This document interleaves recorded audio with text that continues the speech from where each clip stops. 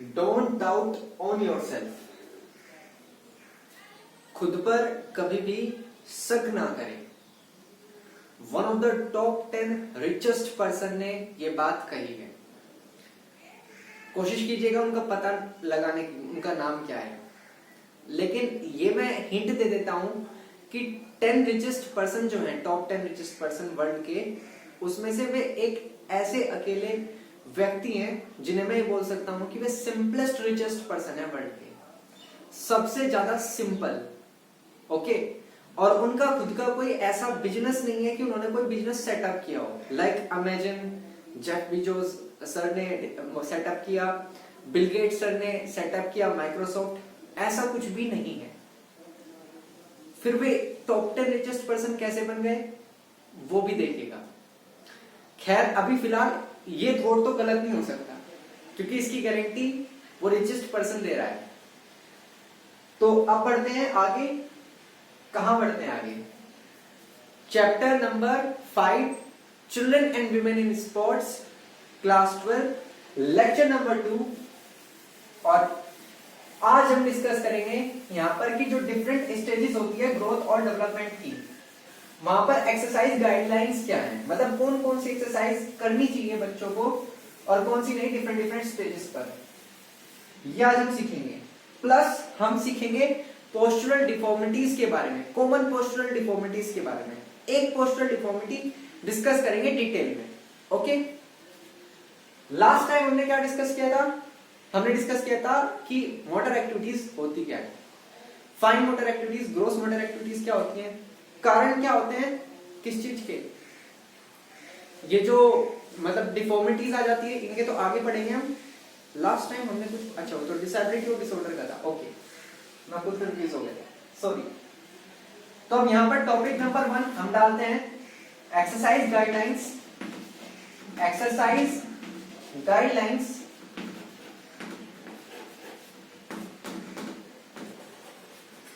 at different stages of growth and development. But what is the difference between growth and development? हम तो इन्हें interchange करके इस्तेमाल कर लेते हैं, जनरल लाइफ में यूज कर लेते हैं हम। ग्रोथ की जगह डेवलपमेंट बोल देते हैं, डेवलपमेंट की जगह ग्रोथ। तो ग्रोथ और डेवलपमेंट में कुछ डिफरेंस है भी या नहीं? जैसे कि एक दूसरे के सिनोनियम्स ही हैं, पर्यायवाची, नहीं फर्क है। ग्रोथ तो हम ऐसे कह सकते हैं कि ग्रोथ एक मिजरेबल क्वांटिटी है। मतलब अगर मैं कहूं कि पानी है और वो एक मतलब पानी रखा हुआ है और एक क्या बोल देते हैं उसे, पॉट, अर्थन पॉट रखा हुआ है, तो अर्थन पॉट के अंदर पानी होगा ना, तभी तो वे रखे हुए हैं एक जगह। जब मैं रखा हुआ बोल रहा हूं तो यहां पर मैं यही कहना चाह रहा हूं कि ग्रोथ के अंदर डेवलपमेंट आ जाता है, डेवलपमेंट के अंदर ग्रोथ आ जाता है। मतलब वास्ट टर्म कौन सा है? तो वास्ट टर्म है डेवलपमेंट, डेवलपमेंट के अंदर ही ग्रोथ आ जाता है। तो अगर मैं बोल रहा हूं ग्रोथ हो रही है किसी चीज की, तो इसका मतलब उसका डेवलपमेंट भी हो रहा है। First difference. Second difference, growth is a measurable quantity. Development को आप मेजर नहीं कर सकते कि हाँ भाई इतना डेवलपमेंट हो गया, इतना डेवलपमेंट हो गया, ऐसे नहीं कह सकते हो। लेकिन अगर ग्रोथ हुई है तो आप डेफिनेटली कहोगे कि हाँ डेवलपमेंट हुआ है। So these are inseparable words, इसलिए हमने इन्हें एक साथ लिखा है। ओके, सबसे पहली स्टेज जो कि आती है यहां पर, इन्फेंसी स्टेज। क्या नाम है? Infancy stage. Infancy stage. आपको नोट्स का लिंक डिस्क्रिप्शन में मिल जाएगा। स्टेट नहीं, स्टेज। जितना मैं यहां पर पढ़ा रहा हूं उससे ज्यादा ही नोट्स मिलेंगे। ओके, तो कुछ पॉइंट्स में डिस्कस करेंगे। जो इन्फेंसी स्टेज है वो कब से कब तक होती है? So it lies between 1 to 2 years। 1 से 2 साल का जब बच्चा होता है तो उसे जिस स्टेज में होता है उसे बोलते हैं इन्फेंसी स्टेज।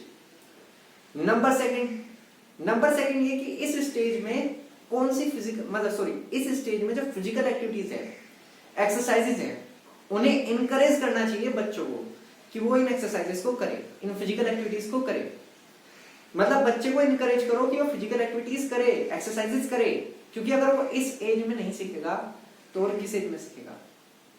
यही तो एज है जब बच्चा बैठना सीखता है, अपना हेड कंट्रोल करना सीखता है, वरना तो ऐसे ऐसे, क्योंकि वो कंट्रोल नहीं कर पाता, तो वो कंट्रोल करना इसी एज में सीखना स्टार्ट करता है।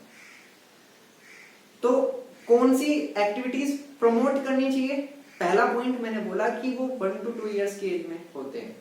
सेकंड मैंने बोला कि फिजिकल एक्टिविटीज इंकरेज करो, एक्सरसाइजेस इंकरेज करो। तीसरा मैं बोल रहा हूं कौन सी फिजिकल एक्टिविटीज इंकरेज करो, कौन सी एक्सरसाइज इंकरेज करो? ग्रोस मोटर एक्टिविटीज को, ग्रोस मोटर एक्टिविटीज या एक्सरसाइजेस को इंकरेज करो।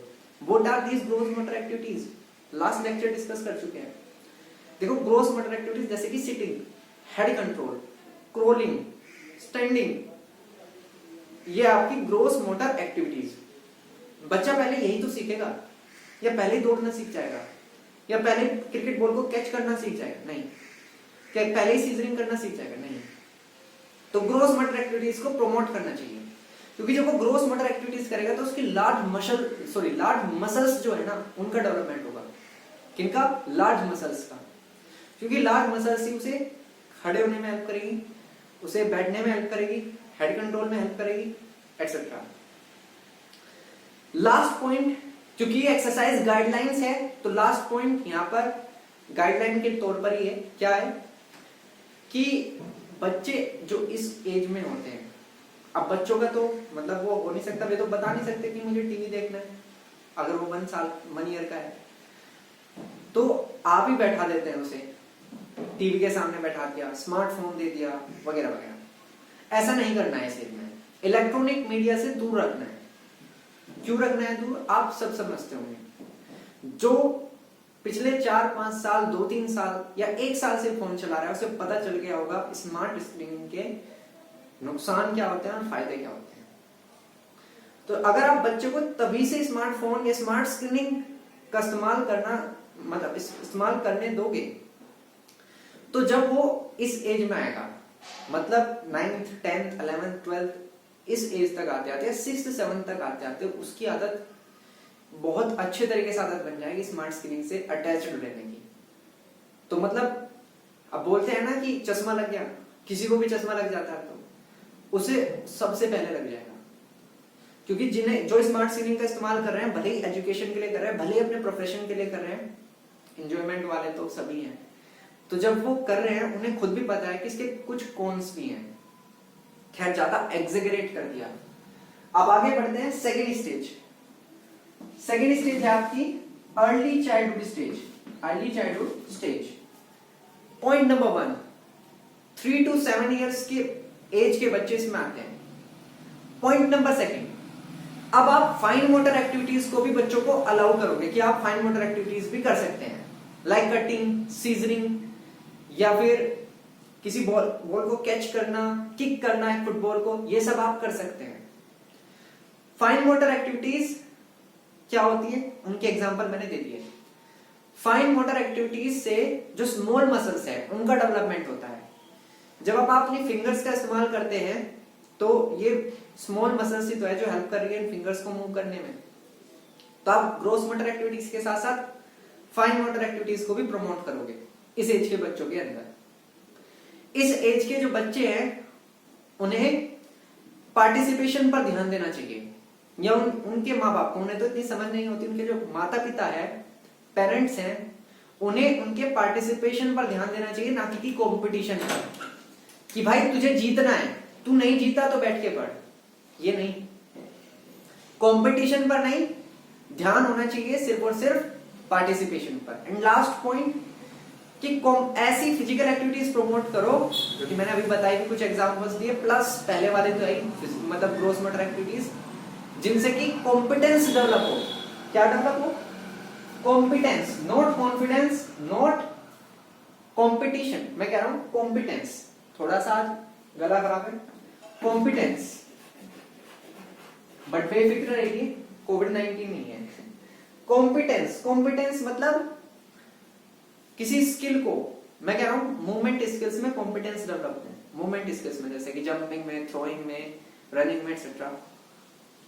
तो मतलब मैं ये कह रहा हूं कि एबिलिटी डेवलप हो, कंट्रोल डेवलप हो उन चीजों पर, अपनी बॉडी कंट्रोल वो कर सके। ऐसा ही कुछ अगली स्टेज में है, letter childhood stage.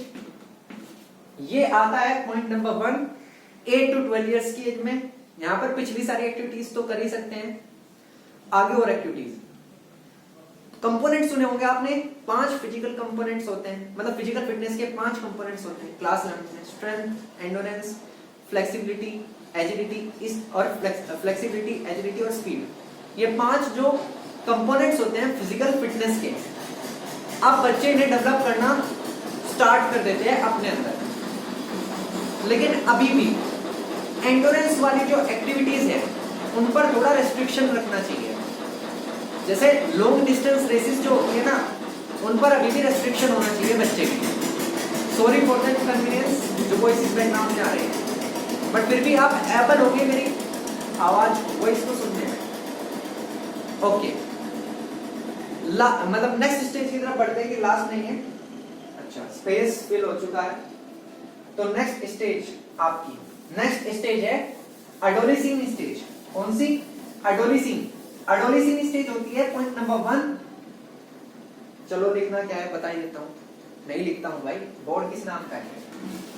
Adolescent stage, adolescent stage होती है 13 to 19 ईयर्स, पॉइंट नंबर 1। इस एज ग्रुप के बच्चों को इस स्टेज में माना जाता है। सेकेंड थिंग, मोस्ट ऑफ दी आप इसी स्टेज में होंगे। सो सेकेंड पॉइंट है एटलीस्ट 60 मिनट्स अ डे आपको मॉडरेट से लेकर रिगरस एक्सरसाइजेस करनी चाहिए, फिजिकल एक्टिविटीज करनी चाहिए।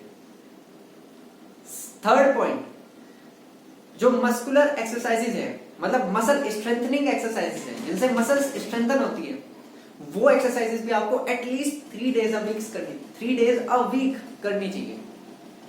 लाइक पुशअप्स, पुलअप्स, सिटअप्स, जो भी मसल्स को स्ट्रेंथन करती हो, सारी एक्सरसाइजेस आपको करनी चाहिए। और मतलब ये स्टेज तो कमाल की होती है, आप सब इसके बारे में जानते होंगे और पॉइंट्स भी बना करके लिख सकते हैं।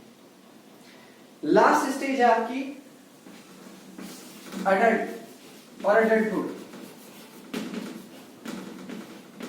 पॉइंट नंबर 1 समझ गए होंगे, अबव 19 ईयर्स, इन्हें हर समय एक्टिव रहने की जरूरत है, हर समय इन्हें एक्टिव रहना चाहिए। ये मॉडरेट एक्सरसाइजेस करनी चाहिए, मतलब स्विमिंग, डांसिंग, कुछ भी, बाइक राइडिंग, जो मर्जी मतलब यहाँ पर रेस्ट्रिक्शंस तो फिर भी है। जितने भी अच्छे काम है, जो भी ये कर सकते हैं फिजिकल एक्टिविटीज, वो सब इन्हें करनी चाहिए, क्योंकि यही उम्र है इन एक्टिविटीज को करने की। बाकी सारे पॉइंट्स पीछे से बनाकर लिख सकते हो। ओके, अब बढ़ते हैं आगे हमारा लास्ट आता है। इस स्टेज में फिर जिम्मेदारी भी आ जाती है ना, जब अडल्ट हो जाता है बच्चा। देखो बात क्या है, आप ये समझ रहे होंगे कि यार इस एज में क्या मजा करेगा बच्चा, जब मतलब उसके ऊपर जिम्मेदारी आ जाएगी। Definitely you are right, but बात ये है कि जो मेंटल मैच्योरिटी है मोस्ट ऑफ दी बच्चों की, ज्यादातर बच्चों की मेंटल मैच्योरिटी इसी एज में आती है। और मेंटल मैच्योरिटी की जरूरत होती है हर एक काम को परफेक्शन के साथ करने के लिए। मैंने क्या किया, परफेक्शन। अच्छा, हर एक काम को परफेक्शन के साथ करने के लिए, हर एक काम को सही ढंग से करने के लिए इसी चीज की जरूरत होती है। If you are mentally matured then no problem. If you have experience which are enough to be become mentally mature, तो कोई प्रॉब्लम नहीं है। अगर आप इतने एक्सपीरियंस ले चुके हो, then you are mentally matured even in the stage of adolescence. Okay, next topic हमारा है common postural deformities. Common postural deformities, posture तो सुना होगा डेफिनेटली यार, सबने सुना होगा। अपना पोस्चर ठीक कर ले भाई, किस पोस्चर में बैठे हो तुम। स्कूल तो सब गए होंगे, अब तो कोई नहीं जा रहा है कोविड-19 की वजह से, बट सब गए होंगे। तो यहाँ पर कॉमन पोस्चरल डिफॉर्मिटीज के बारे में पढ़ रहे हैं। पोस्चरल डिफॉर्मिटीज, तो पोस्चर का डिफॉर्म हो जाना, इसी को पोस्चर डिफॉर्मिटी बोलते हैं। सीधा एग्जांपल से समझते हैं या सीधा टाइप पे आते हैं। पहला है स्पाइनल कर्व और स्पाइनल कर्वेचर डिफॉर्मिटी। ये जो आपका स्पाइनल कर्व है ना, स्पाइनल कर्व, अगर इस स्पाइनल कर्व के मतलब इस स्पाइनल कर्व में कोई डिफॉर्मिटी आ जाए तो इसे बोलते हैं स्पाइनल कर्वेचर डिफॉर्मिटी और स्पाइनल कर्व डिफॉर्मिटी। डिफॉर्मिटी आती ही है वीक मसल्स की वजह से। मसल्स वीक होगी तभी तो डिफॉर्मिटी आएगी। सीधा इसके भी केसेस पर चलते हैं। स्पाइनल कर्व में किस किस टाइप से डिफॉर्मिटी आ सकती है? पहले टाइप की डिफॉर्मिटी काइफोसिस, काइफोसिस नॉट काइकोचे, काइफोसिस। Second lordosis. थर्ड और लास्ट हमारी है क्या? स्कोलियोसिस। स्कोलियोसिस। काइफोसिस का मतलब क्या है? देखो आप इंटरनेट पर सर्च करके देखना, गूगल के अंदर, क्योंकि यहां मैं पिक्चर बना के नहीं दिखा सकता हूं, लेकिन आप सर्च करके देख सकते हो। एक lumbar region, LUMBER, lumbar region, ये सारे जो केसेस है ना वो वहीं पर होते हैं। स्पाइनल कर्व पूरी बैक में फैला हुआ है, उसका जो लुम्बर रीजन है, मतलब जहां लुम्बर रीजन जिसे रेगो बोलते हैं, वहां पर ये डिफॉर्मिटीज आती हैं। ठीक, तो काइफोसिस में क्या होता है? जो बैकवर्ड कर्व है, बैकवर्ड कर्व वो इंक्रीज हो जाता है। इमेजिन नहीं कर पाए? अब देखो ये मेरी चेस्ट जो है वो डिप्रेस्ड हो चुकी है, दब चुकी है। इसे हम एक नाम से और पुकारते हैं, वो आपको नोट्स में मिल जाएगा। अपर राउंड बैक, कुछ इस टाइप का नाम है। मतलब आप समझ ही होंगे मेरी भावनाओं को। तो मतलब ये मैं ऐसे हो रहा हूं, कब मैं ऐसे होऊंगा? तब होऊंगा जब ऐसी पोजीशन होगी। मतलब ये कर्व था ऐसे, कुछ तो थोड़ा सा इसमें बेंड वैसे ही होता है। अगर ये बैकवर्ड कर्व एक्सेलरेट हो गया, इंक्रीज हो गया, तभी तो मैं आगे से ऐसे झुकूंगा। तो बैकवर्ड कर्व का इंक्रीज होना काइफोसिस। अपोजिट है आपका लॉर्डोसिस, मतलब फॉरवर्ड कर्व का इंक्रीज हो जाना, मतलब ऐसे फॉरवर्ड कर्व का इंक्रीज हो जाना। एक्सपेंशन चेस्ट का कॉमन है, इसे बोलते हैं लॉर्डोसिस। एंड लास्ट है स्कोलियोसिस। स्कोलियोसिस होता है अगर लेटरल कर्व, मतलब लेटरल बेंड हो जाए कर्व में, स्पाइनल कर्व में, ना वो पीछे आ रहा ना वो आगे आ रहा, साइडवेज बेंड हो रहा, साइडवेज, साइड में ऐसे बेंड हो रहा, तो उसे बोलते हैं, मतलब लेटरल डायरेक्शन में बेंड हो रहा है, उसे बोलते हैं हम स्कोलियोसिस। या तो ऐसे या ऐसे। तो ये इन सब के कारण क्या है पोस्चरल डिफॉर्मिटीज के? देखो मेन कारण इन पोस्चरल डिफॉर्मिटीज का, किसी पोस्चरल डिफॉर्मिटी का सबसे मेन कारण तो होता है मेलन्यूट्रिशन, कुपोषण। जो न्यूट्रिएंट्स हैं वो एडिक्वेट अमाउंट में ना मिलना। और मेलन्यूट्रिशन कब नहीं मिलते? कौन नहीं मतलब अच्छा खाना चाहता? जो गरीब हैं, पुअर्टी में जो लोग रहते हैं, उनके साथ ही ऐसा होता है कि वो मेलन्यूट्रिशन का शिकार होते हैं। अदरवाइज जिनके पास रिसोर्सेज हैं उनके साथ जनरली ऐसा नहीं होता। लेकिन अगर कोई है भी रिसोर्सेज, लेकिन फिर भी वो उन रिसोर्सेज का फायदा नहीं उठा रहा, जो न्यूट्रिएंट्स लेने चाहिए वो नहीं ले रहा, उसके साथ भी ऐसा हो सकता है। Second, illness. कोई स्पाइनल कर्व से रिलेटेड इलनेस हो जाए, या कोई ऐसी इलनेस, मतलब ऐसी कोई बीमारी जिससे कि इफेक्ट इस पर पड़े, स्पाइनल कर्व पर, तो उसके साथ भी ऐसा हो सकता है। तमाम ऐसे बहुत सारे रीजंस हो सकता है। रिकेट्स, हड्डियों से रिलेटेड बीमारी होती है, वहां हो सकता है। मसल्स से रिलेटेड कोई डिसीज हो, उससे हो सकता है। इवन आप अगर पोस्चर सही ढंग से नहीं रखते हैं तब भी हो सकता है। अपना पोस्चर सही ढंग से नहीं रखते, मान लो आप एक कंधे पर ज्यादा बोझ उठाते हैं, तो ऐसा हो सकता है कि यहाँ पर स्कोलियोसिस हो जाए। तो ऐसे बहुत सारे रीजंस हो सकते हैं जिनकी वजह से पोस्चरल डिफॉर्मिटीज आ सकती हैं। ओके, तो नोट्स का लिंक डिस्क्रिप्शन में है। वैसे मैंने आपको समझा दिए, 2 टॉपिक समझाए हैं children and women in sports के अंदर। पहले हमने बेसिक कवर कर लिया था, वुमेन इन स्पोर्ट्स का पार्ट तो कवर हो गया था पिछली बार। चिल्ड्रन इन स्पोर्ट्स चल रहा है। मोटर एक्टिविटीज का ये गाइडलाइंस हो गया, एक्सरसाइज गाइडलाइंस। अब पोस्चरल डिफॉर्मिटीज चलेगी, इनके कारण हो गए, बेसिक कारण जो लिखी हो गया, प्लस एक पोस्चरल डिफॉर्मिटी हो गई, बाकी कुछ पोस्चरल डिफॉर्मिटीज बची हुई है वे करेंगे। प्लस इन पोस्चरल डिफॉर्मिटी को ठीक करने का भी क्या कोई तरीका है, रेमेडी है, वो अगले लेक्चर्स में डिस्कस करेंगे आगे। इन्हें कंप्लीट करने के बाद आसन्स जो कि हैं, इन्हें क्योर करने के लिए, प्रिवेंट करने के लिए उन्हें डिस्कस करेंगे। तो कैसा लगा ये लेक्चर? अगर अच्छा लगा है तो लाइक कीजिए, सब्सक्राइब कीजिए एंड शेयर कीजिए, और अगर नहीं लगा है तो आप समझते हैं, तो पढ़ाई करते रहिए। धन्यवाद।